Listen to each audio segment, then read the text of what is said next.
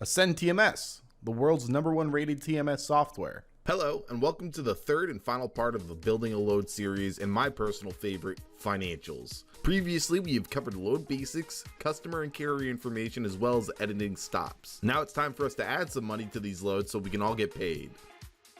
The first thing you'll notice is financials is broken down into two fields, income and expenses. Adding line items to the income will generate documents for your customer like invoices and customer confirmations.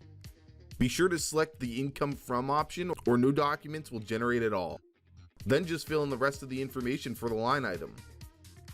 For this load, I'm setting up two line items assigned to a Ascend TMS customer and a third line item set up for a secondary customer as well. When I go into my load docs, you'll notice two invoices and two customer confirmations for each of the customers that I signed the income from. Under expenses, I'm going to add a line item for a third-party carrier as if I was a broker or a shipper. For asset-based companies, be sure to set up your driver pay items beforehand, which when a driver is selected will be at the bottom of your line item list. This load had driver pay items that were added automatically, which you can also set up under your assets. I'm going to delete this one because I'm only using the third-party carrier today. Speaking of third parties, you can also choose your freight terms for my LTL and LTL resellers using the system. And lastly, you can record advances such as fuel and lumber here, which will apply a payment to the bills that you set up in your accounting module.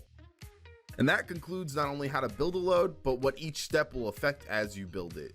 I know I feel like a pro after walking you through this one. Thanks for watching and see you next time.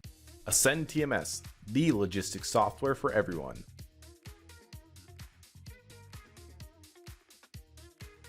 To stay up to date with the latest help videos and tutorials for Ascend TMS, click that subscribe button. That way you can always be the first to know.